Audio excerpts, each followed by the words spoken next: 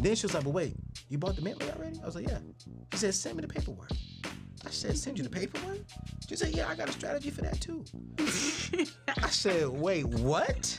She says, yeah, Anthony, but I need the bill of sale. I need to know exactly what you paid for it because I'm gonna do it legally, ethically, and morally. And then she came back and took some more money off of my tax bill. I said, well, God is good. What's happening? No captain. We with AO, about to get a plate. Oh, pull up to the table. Let's go. One of the greatest expenses you will have as an American citizen, or anywhere where you live, to be honest with you, that I think a lot of people do not take seriously, that's your taxes. You know, we have to get into a position to where we are not tipping the government and just giving the government unnecessary money. I want to be very clear when I say that. Unnecessary money. We got to pay our taxes. That is the legal thing. That is the right thing for us to do because we do want to actually support our government. But I don't want to over support. I don't want to give them too much because they're not giving me too much. You know what I'm saying? And so I don't believe in tax refunds. I believe in keeping my money. And then when my CPA tell me how much money to give them, I'm asking her, are you sure? And then when she says, yes, I'm sure, then I will give the government happily whatever that money is. But I think the average person in America, we're looking at this as this is my savings account because I'm not mature enough to save on my own. That mindset is keeping you broke. It's keeping you below the par that I want you to be on. So today, I invited one of my most favorite people in the world back to my show. She is my personal CPA. She goes by the People's CPA. Y'all seen her and my other boy on the show last year. She's been on the show now about 3 times. She came on in December. And I said, yo, I just want to come back because I've been getting some good questions from you all that I'm not qualified to answer. I don't know how to properly say, do this with your taxes, do that. I'm the personal finance guy. So we're going to go a little bit deeper today to have that conversation on how you can properly pay the government what they are due and what they are owed, but how you can save some of that money to invest, to pay off debt, to start a business. And even if you're starting a business, what are the tax benefits that you need to be aware of? You know, how is it that, Anthony, you said that you can write off, your car, depreciation of your car. Hey, Anthony, you can write off, all of the car? There are so many different things that we can do that we're gonna dive into today because I wanna help you really position yourself, whether you're a 9-to-5 employee and you're working, what's the best thing to do for your taxes? Or if you're an employee, not an employee, a business owner, what's the best thing to do with your taxes? How do we just do so much? So listen, I'm real pumped about today. So we're gonna get to my sister here in a little bit, but before we get there, please hit that subscribe button, hit that like, hit the thumbs up. We are on the road to 500,000. We're already like at 420,000 people. Like this is insane. This is crazy. I love y'all. Thank y'all for rocking with me. But if you're new, if you're just dating me, listen, I like to marry people. So just hit that subscribe button. Let's get married. Let me help you accomplish your dreams. And before we get to the show too, do not forget, I want to thank one of our sponsors, Ethos, for being a part of our brand. One thing I love about Ethos is that they are setting us up to where we can get life insurance. Watch this. Life insurance for up to $2 million without going to the doctor, without any blood work, without anything. The only thing to get to the $2 million policy is 11 minutes of your time. 11 minutes online answering the question. And from there, you can get a $500,000 policy, a $100,000 policy, $2 million policy, and you never have to leave the comfort of your home or your couch. You can do everything on your phone, and you can have a policy that will protect your family when you transition over.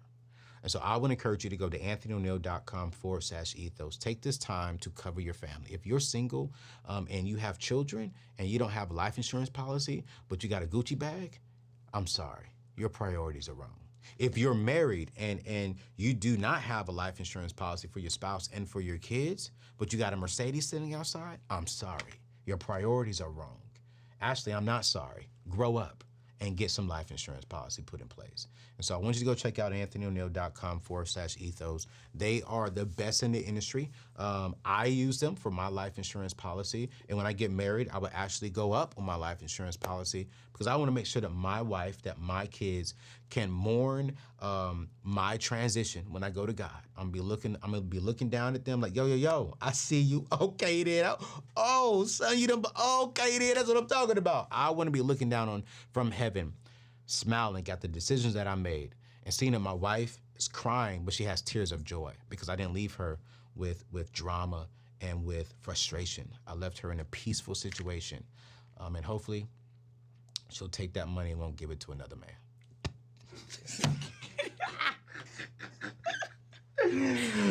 I'm just keeping it a buck. You know what I'm saying? I'm going to leave the money, but I hope she don't give it to another man.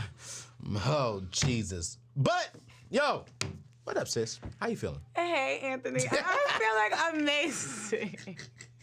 I'm feeling amazing. I'm always full of energy when I'm around you. Yo, why you be laughing at me, though? You weren't supposed to be laughing like that, yo. You know, you are Come hilarious. It is also, it's the water sign energy. That's what it is, too.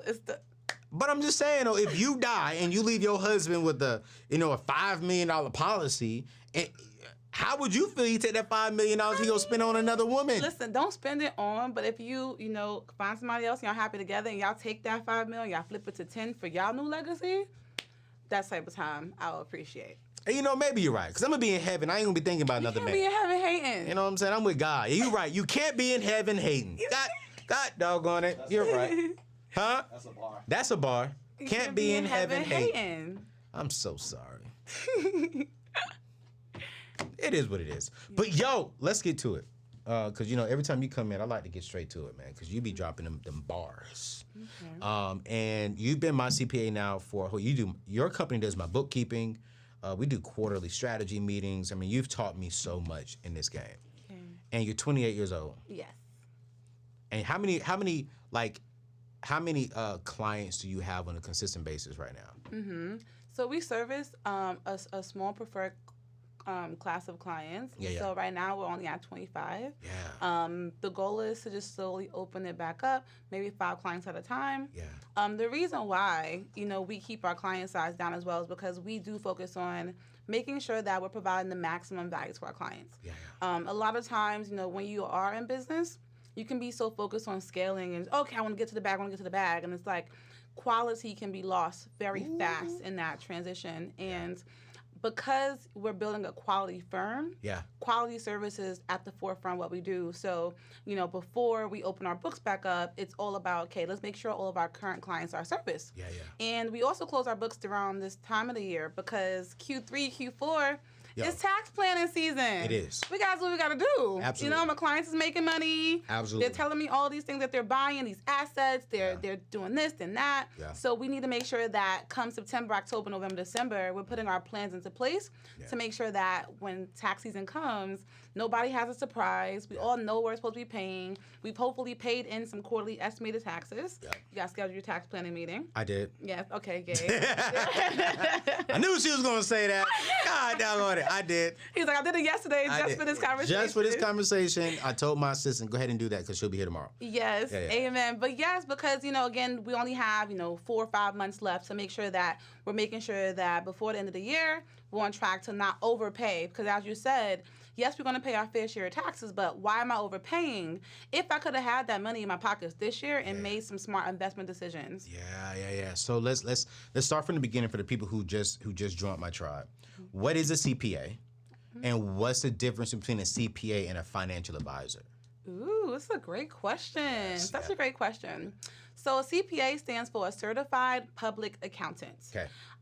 Emphasis on the certified, because you can be a public accountant and not be certified. Because there's people who out here who are accountants. A bookkeeper is technically an accountant. A tax professional, technically, you can call yourself an accountant. But to be a certified public accountant, you have to go through a series of examinations. We test on your understanding of financial accounting and reporting, business and economic concepts. We learn about regulations and tax compliance, and also audits and ethics. So that's what the exam is. Only 51% of people pass the CPA exam. Only 4% of CPAs in America are Black. And then of that, imagine how many are Black women. Wow. Yes. Wow, I just met another dope Black CPA. What's her name? Business? Miss Business. Shout out to Miss Business. Yes, man. She was amazing. I did the panel with her at InvestFest, and she was dropping so much knowledge. And I love her. I was like, hey, you number 2. My girl, the people CPA number 1. But Miss Business, I love you, though. I love you. That's crazy. All right, cool. So what's a financial advisor then, and who would I go to for what? So like, why would I go to you, and then why would I go to them? Because I know some financial advisors even saying they can help them out with their taxes. And I'm like, I don't trust financial advisors to help me out with my taxes. I just don't. I go to a CPA. Emphasis on CPA. Period. It's You the know what C, I'm saying? It's the certified. It's the C for me. Certified. I don't do bookkeeper. You ain't doing my taxes. You got a C in front of that B? No, I'm fine. But what's a financial advisor from your definition? And Yes. why would I go to a financial advisor? And should I go to a financial advisor to help me out with my taxes? This is a great question because a lot of times people come to me and they want financial advisement, and it's like I have to make it clear. Here's what a CPA does, and here's what a financial advisor does. Yes. Your CPA, that's going to be the person that, again, they can handle your bookkeeping. More so, but CPA, because we're at a more higher level expertise, we're reviewing your bookkeeping and for accuracy and making sure that you are in compliance with some accounting standard. Yeah. A lot of people who are doing bookkeeping don't understand that if you're in business, you should be abiding by some standard. So most of our clients, we impose GAAP, which is GAAP. Okay. It stands for the Generally Accepted Accounting Principles. So this helps you define, if we're using cash-basis accounting, how do you track your income, your expenses? What are you using for capitalization? What metrics are you using for depreciation? So these are accounting standards. So yes, you can be a bookkeeper, but are you knowledgeable of the industry standards? That's what CPA's expertise in as well. A financial advisor is typically someone who's helping you with your more long-term holistic life planning. So this is going to encompass insurance. Yep. Obviously, as Anthony said, you definitely want to make sure you get life insurance. Yep. I've definitely had my policy since I was 22 years old. Wow. As soon as I learned about life insurance and the benefits of it, even though I don't have dependents yet, I put my mom and my brothers, as my current dependents, because God forbid something happens to me now, they're getting, a couple 7-figure checks, and that's very important to me. So your financial advisor is going to help you set up, again, holistic life, your life insurance policies, think about retirement planning as well. Yes. Because even as business owners, we can, forget that we should have some type of metric in place to help us when we retire to help fund our lifestyle continuously. So it's looking at your solo 401k plans, making SEP contributions. We're looking at, your staff as well, because if you're growing a company, you also want to retain your staff. So your financial advisor can help you figure out what policies would be great for your business to help provide coverage for your staff as well. Yeah. Then also they can assist with investment planning. So your financial advisor, you can tell them what your goals are. I'm like, hey, I want to buy a house in 3 years. They can tell you, okay, well, you can pull from this account. You may have, this account balance, because sometimes people have income or capital they can use that they forget about, right? Because if you actually do have a 401k plan, you can withdraw from that and use that to purchase your first home and not have to worry about paying a penalty. And that's how much? Isn't it a max 10,000 or something like that? So there's no max how much you can take out with the isn't. 401k. Okay. So you can take it out, and as long as you're using it for your first home purchase, you don't have to worry about being penalized on that withdrawal. Wow. So again, your financial advisor is going to, they're managing, your assets on the back end and figuring out how can you really make sure you're optimizing, what you have, so you're on your track of building wealth the way that you want to build wealth. So as a CPA, I stay in my domain. Yeah. And what makes, our services so great is that I bring in industry experts to help service our clients. Yeah. So if my client needs a life insurance policy, I'm hitting up somebody who's an expert in that field. If they want to, create a wealth plan and invest in real estate and also maybe buy a business down the line, I'm connecting them with a financial advisor who's expertise in that area. The same thing when it goes down to legal support. CPAs don't do that. We hire or we bring in attorneys that are specialized in these areas. So your CPA is someone who's bringing your financial business together. A great CPA is going to bring in other experts. So again, all of our clients, they do get access to our network of financial advisors, attorneys, business credit specialists, whoever that they need to make sure that we're doing our job and advising them on how to grow their business and their wealth. No, you did that. You did that for me. I mean, the bookkeeping was solid. You hooked me up with a great guy that, man, I get an email from him every month, and I'd be like, oh, shoot, Jesus, okay. I got to answer this question. How do I spend this? What about this? What about that? Okay, cool. All right. And then you're right. I think the financial advisor is the long-term vision. What's the strategy to build wealth? And then a CPA will give you the strategy on how to maximize that wealth when it comes to, your taxes. Exactly, because I love to say this. Wealth creation happens from two different angles. It's about how much money you make, but it's also, of course, about how much money you actually maintain, right? And when you're paying taxes, now you're giving yourself more time when you don't have to. Imagine if you had more money, it'll allow you to reach your wealth building goals even quicker. Yes. So that's why taxes is something that we can't be blind to. We can't ignore it. Unfortunately, a lot of us aren't, really taught about what taxes are, which is why I teach taxes, to the public for that reason, because it really is a key to understanding how can you build wealth in this system. Your tax return is what this system uses to approve you for things like loans, for things like car notes, right, for mortgages. So if they're putting that much emphasis on your tax returns to give you access to extra capital, to extra wealth building instruments, why are you not paying that attention to what does your tax return mean and what is it telling you? One of the things since I've started, because you started with me, I retained your services as soon as I stepped out on my own, right? And one of the things you taught me was hey, we got to be very wise with how we strategically set you up on your taxes, because outside of a mortgage, that's the only debt that I will personally borrow. And so he was like, all right, we got to be strategic with your taxes to set you up to win to get the house that you want. Exactly. And I think a lot of people right now are saying, man, here's something that I've seen, and I'm curious to get your thoughts on this, because I think a lot of people right now are yo, I want to get a business so I can write off everything. And that's not the move if you plan on financing a home. I just moved here to D.C., got in good, but I'm probably going to end up moving to D.C. in the next couple of years. Not D.C., to Charlotte in the next couple of years. Okay. And so I want to purchase my dream home. All right, so let's say my dream home cost me about, let's say my dream home cost me like $1.5 million. From a tax strategy, how much do you think I should be showing on my taxes?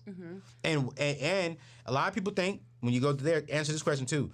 Well, let's say for an example, well, I made $500,000 gross. So they're thinking that that's good, but they wrote off $450,000, and so I think is it net? They're net only $50,000, and they still think they can get a home that they want. So break that all down for us who are watching right now. What is the correct strategy when it comes to writing off things when eventually you want to go purchase something? This is such a good question, and it sheds light to something that we're all dealing with. We're all in the social media era, and then so much people are, using their platforms to give information and, not to shun nobody. But if someone is telling you to maximize your tax deductions, maximize your tax write-offs, and they're only telling you that and not, okay, here's how this may impact you in the future, right? Because I do have clients that, because they have assets, they have homes, they have other businesses, they have other things that they can leverage, we can go crazy with maximizing their tax deductions. I got you. Because you don't need your tax returns to get a new mortgage. You can actually leverage the equity in your other property. Wow. So we never have to see a bank again, right? Now, if you don't even have assets on your playing field, you need to make sure that you're in a position to acquire those things. Okay. So your tax returns are very important, because ask yourself this. If you are the lender and I'm asking you for your tax returns and your statements, your financial statements, and I look and you made $500,000, but you netted only $50,000, and you want a $1.5 million house, which on that type of home, your mortgage is probably going to be between $8,000 to $10,000. Yep. A month. Yep. You can afford that. After 5 months, that's it. 10 months at, $10,000 at 5 months is your $50K that you netted. And that's from your business. So I'm not even going to ask you about, where the $50K went, because I'm sure you spend some on your personal. Right. So really, though, you netted $50K in your business, you really probably only have $15,000 in the bank at the end of the year. Is that enough for me to lend to you? Would you lend to you? Absolutely wouldn't. Absolutely not. Because you can't afford me. You want a 30-year mortgage, but you only have enough to pay me for 5 months. Ooh. That's crazy. So what should we be doing? Yes, so we want to plan. So how do we plan? Because that's something that you're very big on your company. Yes. Is tax strategy, not just. And I want y'all to hear me to this, man. This is why I want you all to get a CPA, and we're going to drop all of her information below, because she also does consults. So she'll consult with you, and sit down and assess the situation and see how her company can work with you. But one thing I do love about her that I haven't really heard from other tax professionals is that, like, literally, you just heard her say, have you scheduled your tax strategy meeting? I had a pre-tax strategy meeting about a few weeks ago, letting them know everything that I want to do, from, hey, I bought a car, hey, I just got this, I want to buy this, I want to move into a home in the next year and a half, I'm going to do da-da-da-da. And it's like, it's the strategy that is the gold, not the who can file and write off things for you.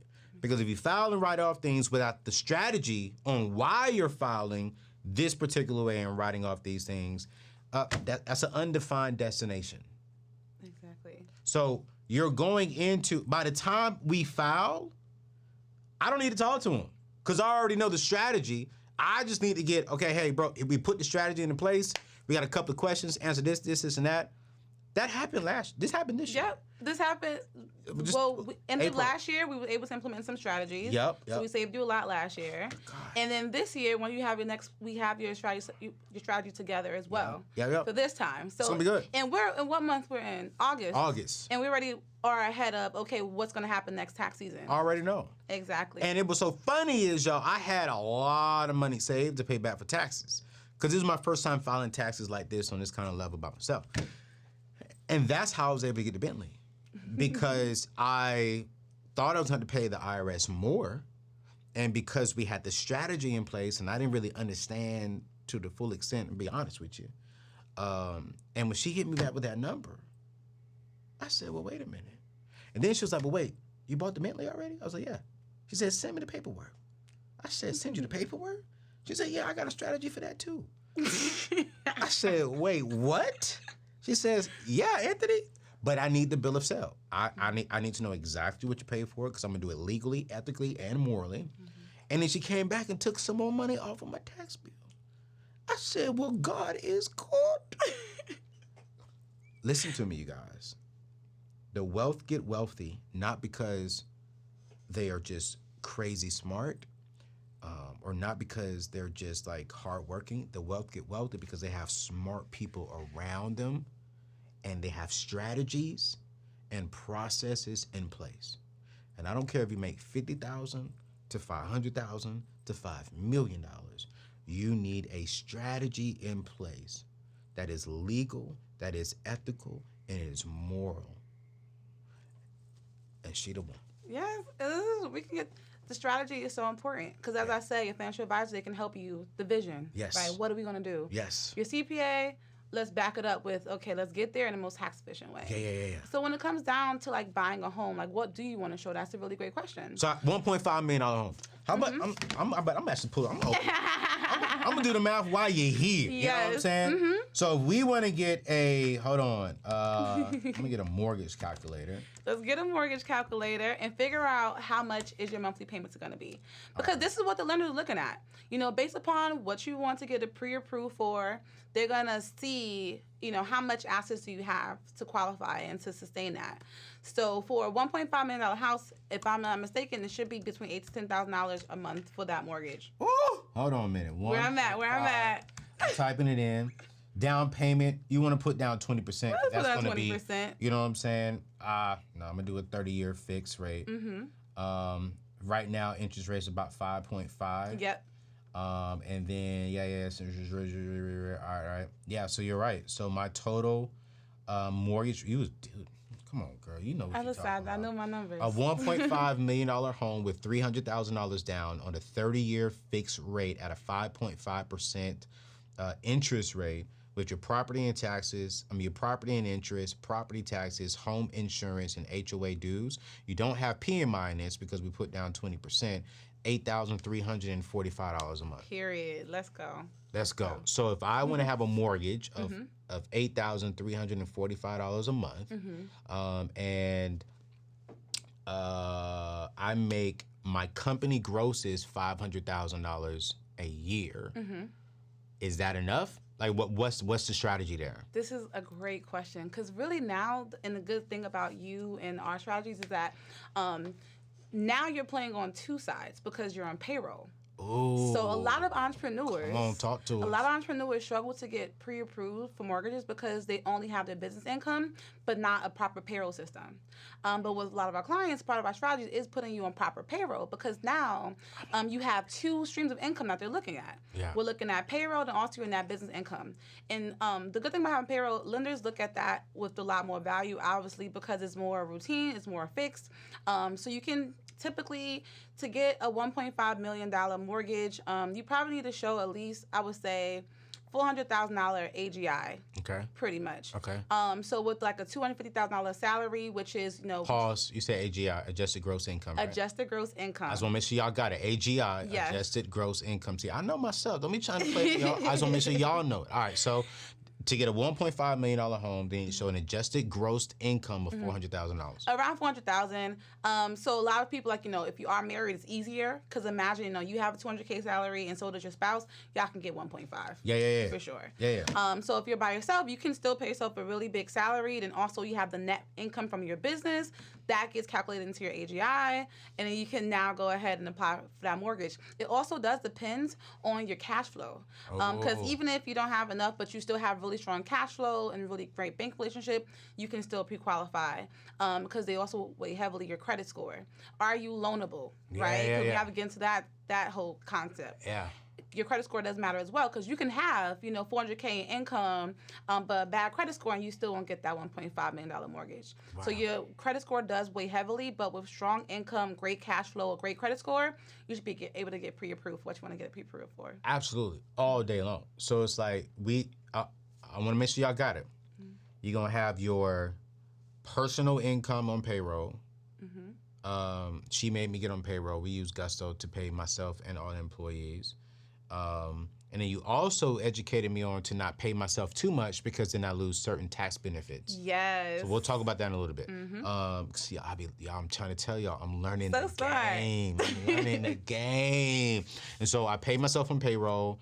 We pay myself six figures. Actually, I pay myself the same way I pay CJ, so 6 figures. And then because I am the sole owner of the Neatness Network, I actually, the net income, adjusted gross income on the business side also benefits me on when it comes to getting a home. Exactly. So it's like, let's say for an example, if I pay myself for an example $100,000 a year. Well, $100,000 a year is not enough to get a $1.5 million home. But if my company made $1 million and the adjusted gross income was $400,000 and I made $100,000 over here, so that means now they're looking at $500,000 as my income because I'm the sole owner of this company. Exactly. What if I was a partner, a 50-50 partner? So same thing with partnerships.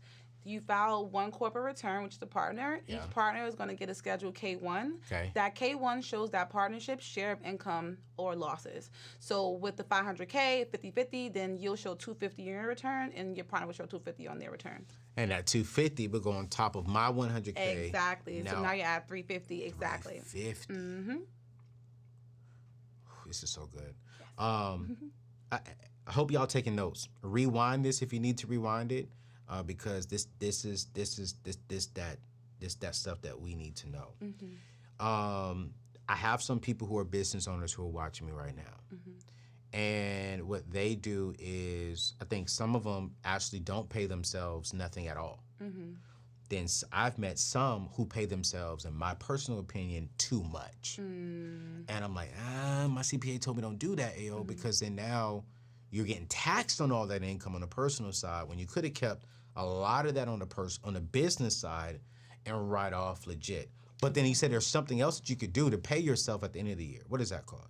So you can always take owner's withdrawals. Owner withdrawals. Yes. So this doesn't affect your income statement. Okay. What it does affect is your balance sheet.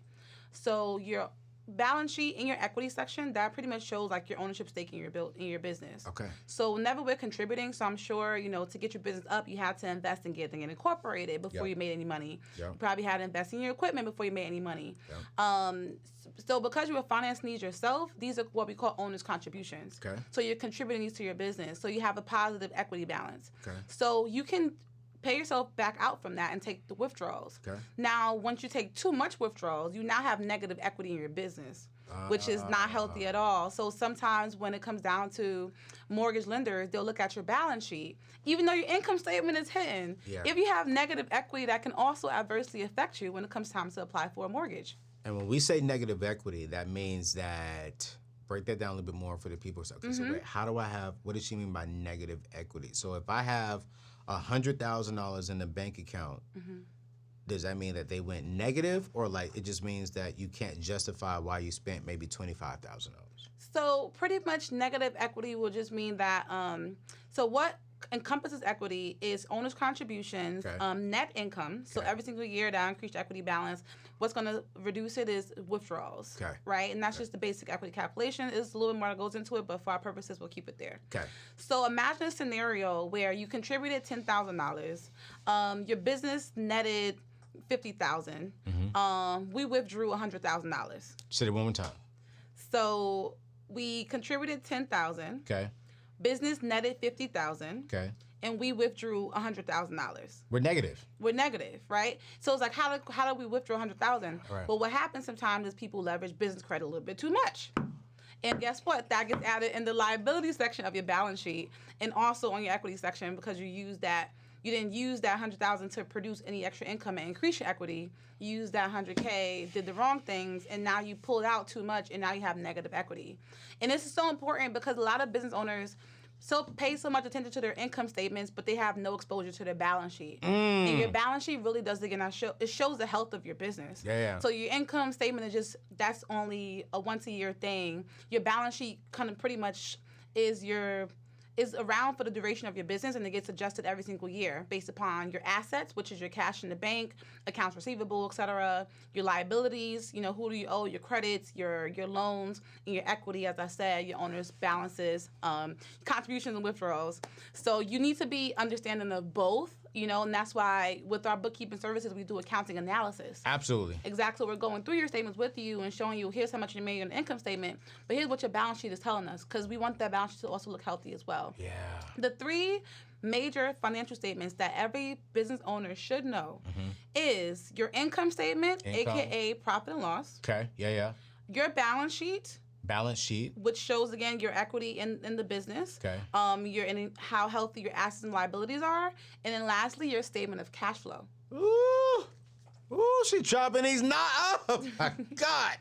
All right, so we got the income, profit and loss all day long. Then you said your balance sheet, and the balance. Break that down one more time for them. Like, what does the balance show that your income and loss won't show? Yes. So on your balance sheet, that's showing your assets, your liabilities, and your equity. Okay. So on your income statement, all you're seeing is your revenue and your expenses. So on my balance sheet, was that where we put my car? Yes, exactly. I remember now. Yes. I'm following. I'm following. Okay. And then here's why we put on your balance sheet. Your car is what? It's an asset. Exactly. So it gets added as an asset under your business, and then we depreciate that asset. So that depreciation, it gets expensed over time on your income statement. But proper accounting, as I said, following general accepted accounting principles, we want to place that asset on your balance sheet so you can see the decrease in that asset value on your books because we're depreciating it. Because that expense that we depreciate, that's what we use on your taxes. So let's live right there. You listen, y'all. We giving y'all this knowledge right now. Because this is important for you all, because you all know I am about to launch a course here soon that is going to be teaching people how to do what I do, how to become an influencer, how to start a small business from home. And here's one of the main reasons why. Black people, we need to be owners, and we need to be able to keep as much money as we possibly can to continue serving people, and so we can also build wealth for our people. And so I love that, that you just said that. There's this thing to where, like you said on the car, stay right there. Bring that thing on around. How is it that we were able to legally and ethically write off or depreciate the Bentley?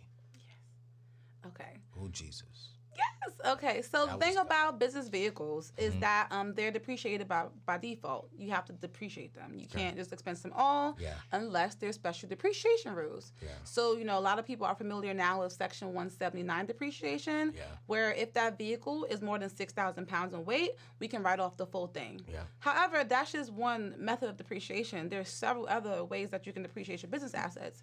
So with the Bentley, though not 6,000 pounds, it still qualifies for normal depreciation. Yeah. So usually with vehicles, that's going to be over a 5-year period. Yeah. So we just, again, each year we're expensing that year by year and reducing that asset value on your balance sheet, but capturing that expense on your income statement because that does help you save in taxes. And can I write off oil changes?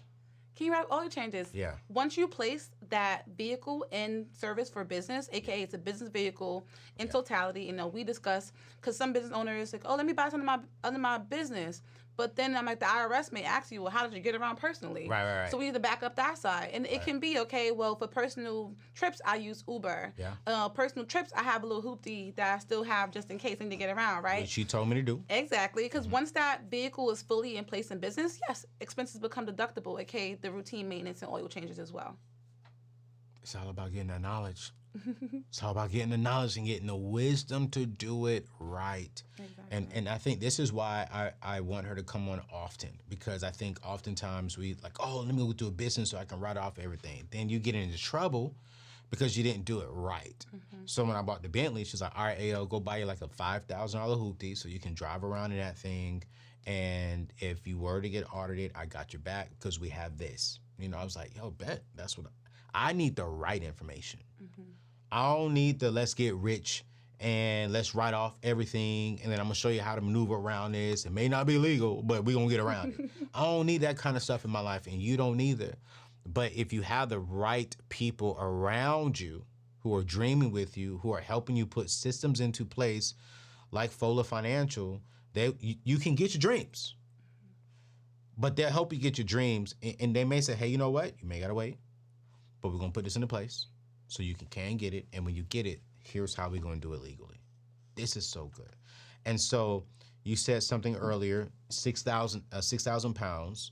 If it's more than 6,000 GW something. The G-Wagon? Yeah. No, not the G-Wagon. What's the gross? Gross carrying weight. Gross carrying weight has to be Yes. over 6,000 pounds. Yes, exactly. It can't just be like a 6,000. It has to be the G, whatever that is. The gross carrying weight. Yeah. And then you can write that off 100%. 100%.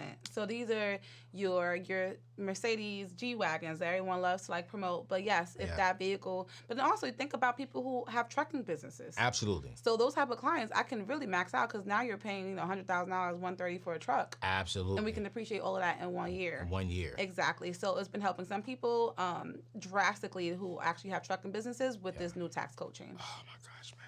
Listen, this is like so good. I mean, this some information right here that I wish people could really understand and really grasp it ASAP.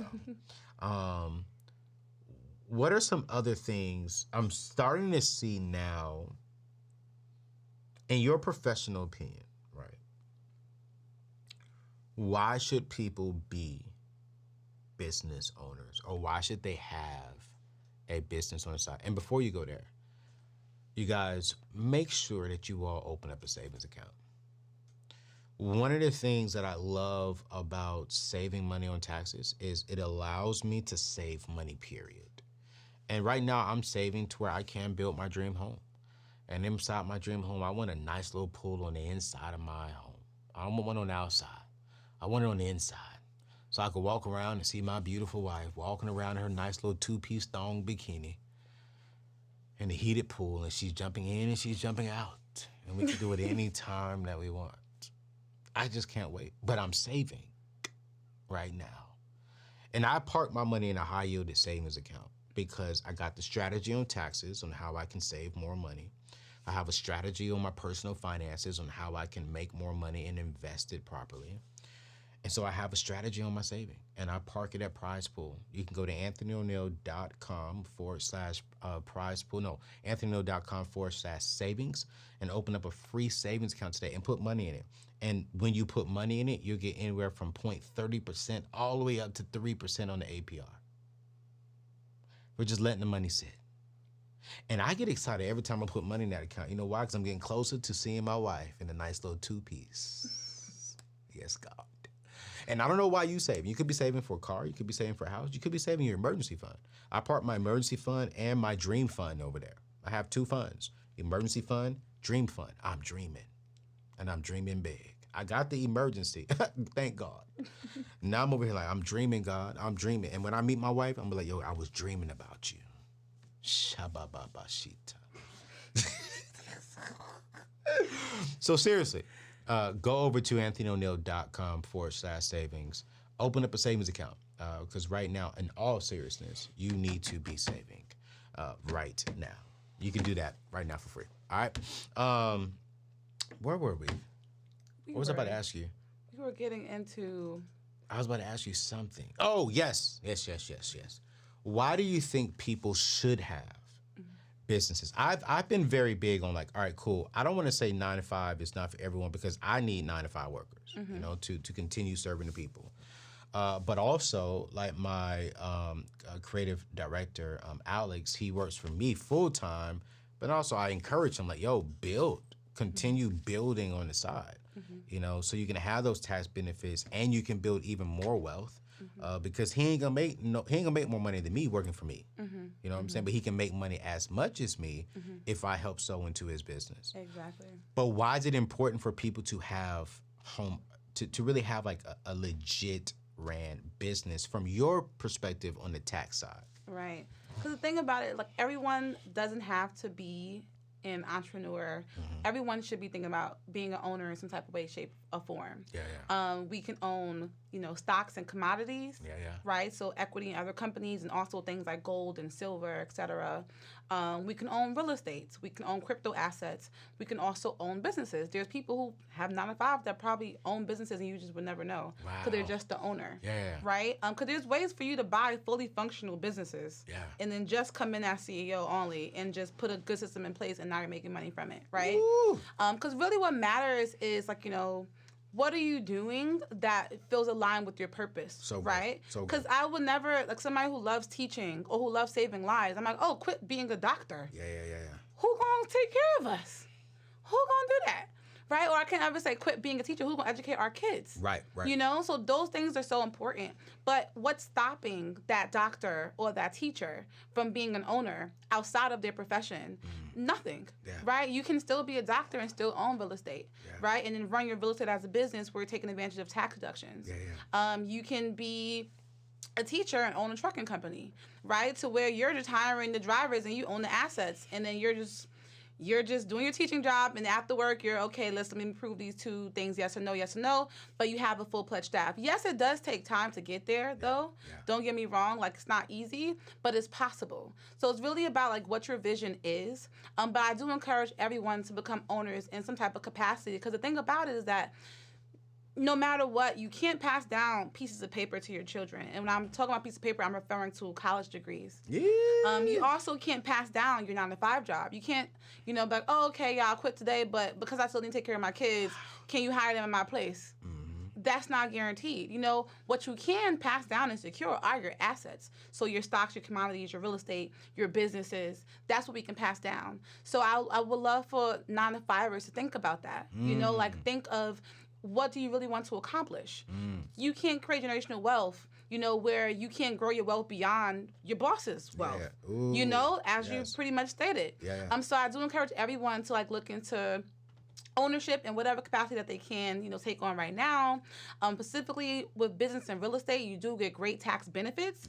Why? Because when you're in business, you are potentially employing people, as you do right now with your business. So the IRS is like, all right, bet. Because you're helping me fight one of our biggest issues, which is unemployment, I'm going to give you tax benefits, right? And if you are a real estate owner and you have tenants in your home, you're helping us with our second biggest issue, homelessness, right? And people not having places. You're providing living spaces for people in my country, so I'm going to give you tax benefits for that too, right? You know, Miss Business, she said something that was so good. Did I say her name right? Yes. Okay. She said something so good. She said, you'll know what the government wants to do when they create a tax benefit for it and just maximize on that tax benefit. Exactly. I was like, wow, that makes sense. The tax, so the 179. So whoever made that up, I don't know who made it up, but the government said, hey, we want to help sell more large vehicles. So they created a, you know what I'm saying, a tax benefit for it. Exactly. I'm like, so I need to be watching and listening to the government for them to tell me, hey, this is what we want help on. Here's a tax benefit for it. And then for me being a business owner, I need to take advantage of that opportunity. Exactly. Because it can be something so simple, even down to like your hiring practices. I do have clients that do have trucking businesses and they may hire felons. Well, guess what? Because if you hire a felon, you get tax credits for that. Are you serious? Yes, you do. Yes.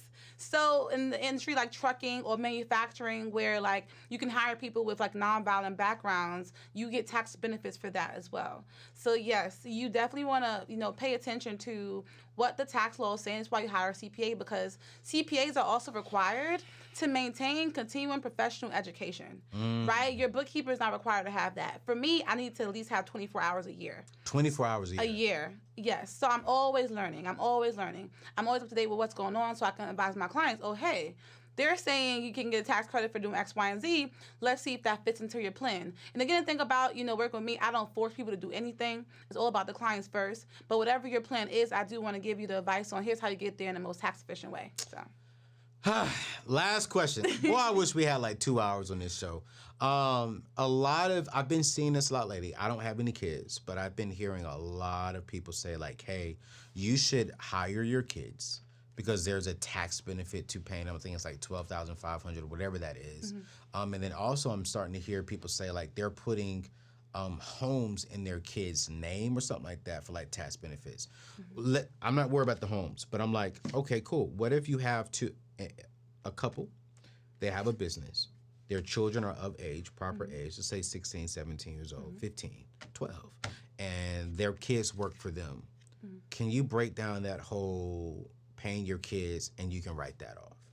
Yes, of course. So think about it. Even though you said 16, 15, paying your kids can go even further than that. People have paid their kids that are 4 years old, 5 years old. Are you serious? I am serious, yes. What matters is that, number one, you put together a proper job description. So whatever you are in business to do, you need to have a role created for your kids. So you can, I'm just going to put them on payroll. No.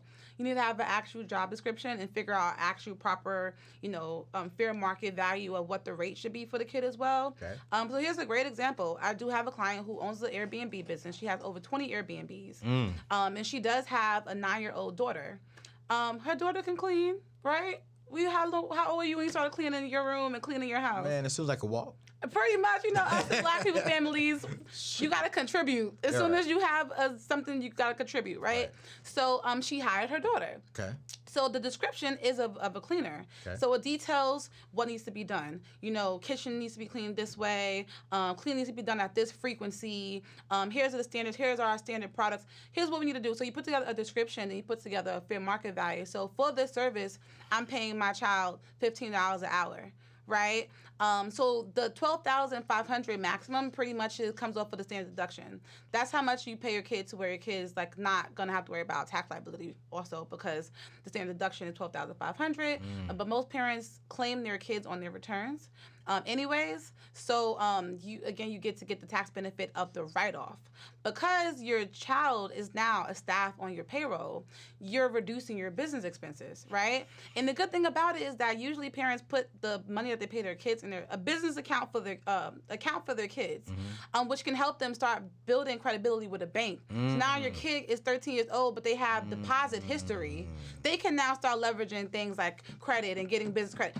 It's so great to transfer wealth to your offspring. Because if we talk about generational wealth, this is something that we should be doing, right? Yeah. Paying your kids so they have a transaction history with their bank. They have deposits coming in that they can now leverage your bank relationship. Yeah. But some parents take that and take care of their kids, right? Okay, because you got money, now I expense this. Yeah. So we saved on taxes because it reduced my tax liability as a business owner. But now I can take my $12,500.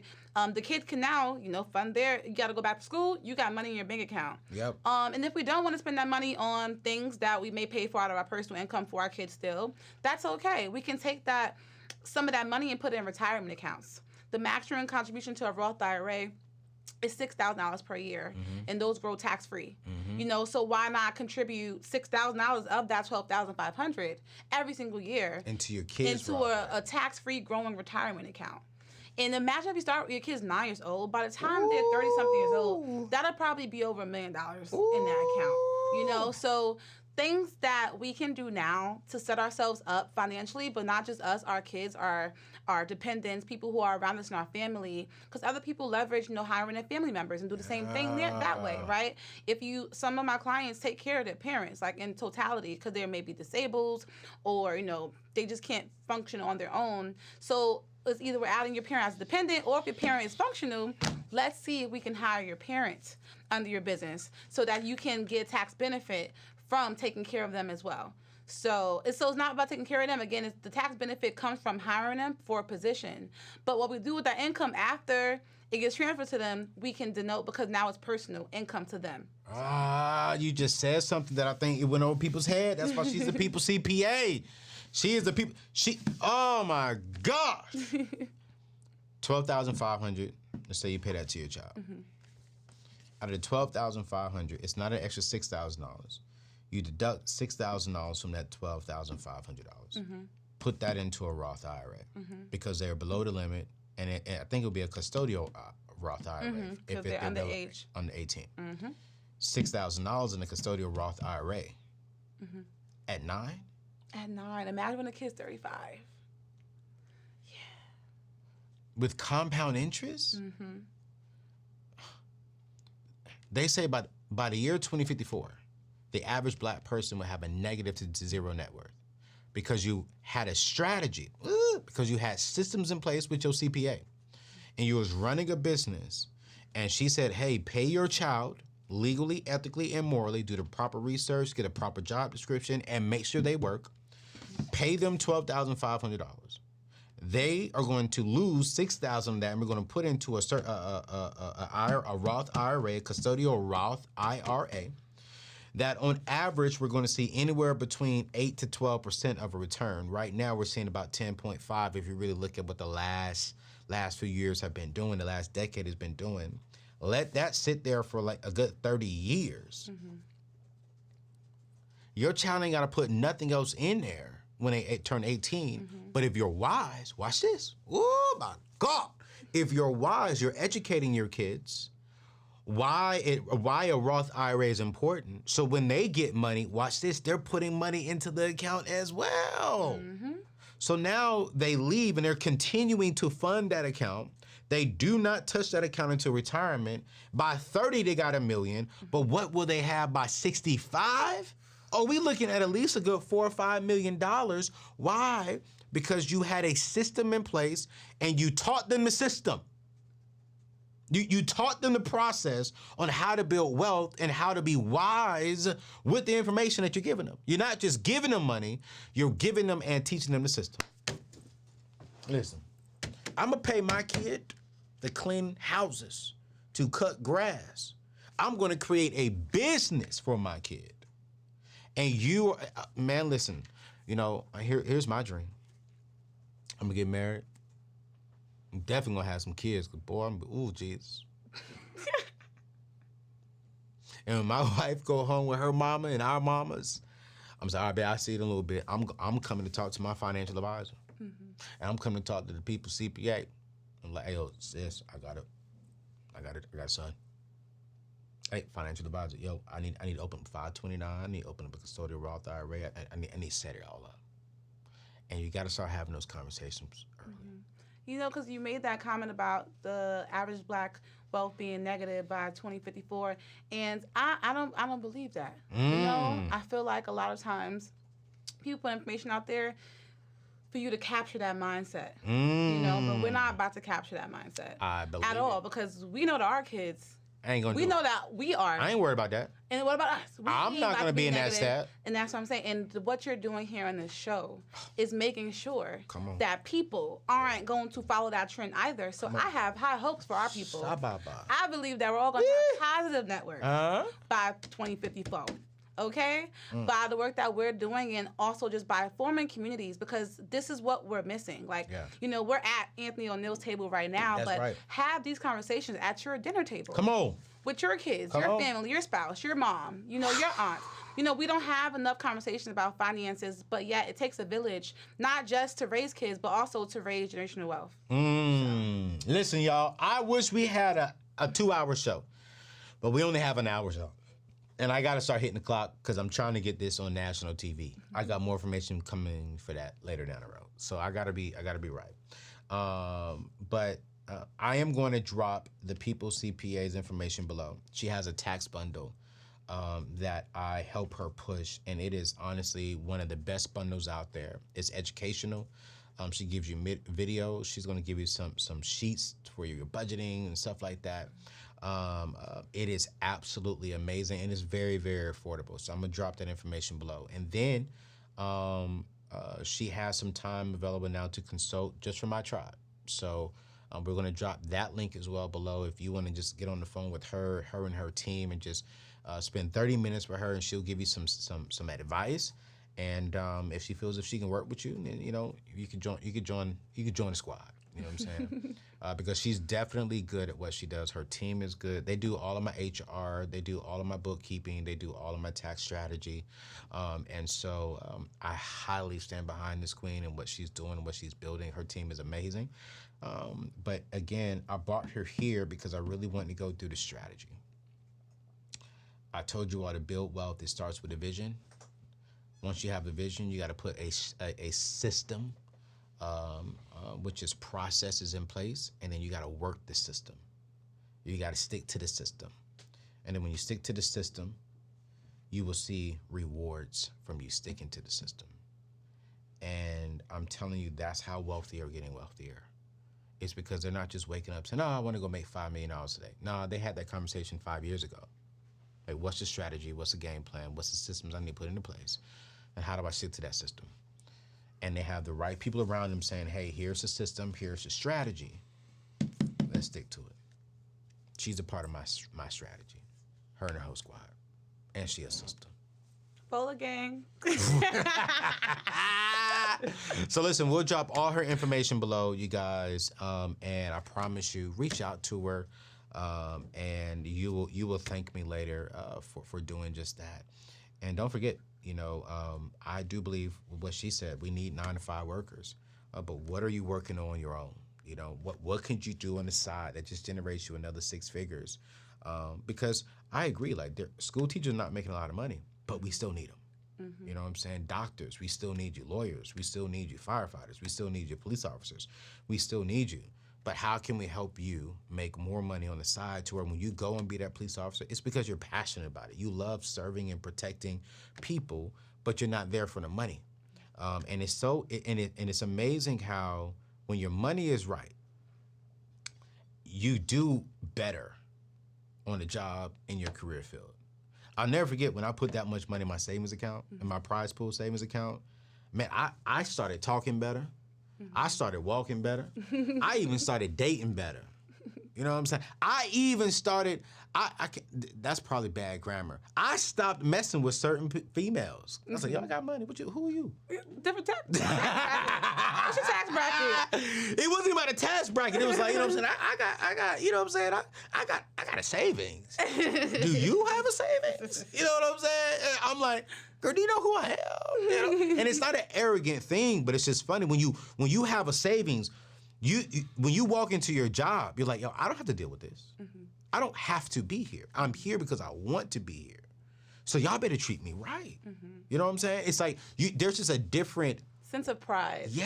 And like your being. What? And that's what they say, mind right, money right. It's vice versa as well. Mind right, money right. Money right can also help your mind get right. No, it will help your mind get right. You know what I'm saying? You just move differently. So I say all that to say like, yo, listen, get the people around you that will help you hit your goals, your financial goals. Because I'm telling you, man, I am grateful for what this queen has done for me. Next year is going to be a bigger year, so she got to work that magic then. Because I'm like, oh my gosh, I think this year we don't have to say we doubled, but we're way over what we did last year, which is great. Thank you, God. But now we got to work them taxes. We got to get that strategy. So I got my strategy meeting here this month. I need to know the strategy because I want to pay the government what they're owed. I do not want to pay them 1 penny over. Not one. Not one. I don't care if the government's watching. I don't like you. I respect you, but I don't like you. You know what I'm saying? So you don't get what you owed because you ain't giving me with everything I'm owed. You know what I'm saying? I don't like you. God said I got to love my enemies. I love you, but I don't like you. Ladies and gentlemen, my hour is coming to an end. Alex just pointed at the time. We love you. We're going to drop all her information below. We'll see you on the next show. Peace out.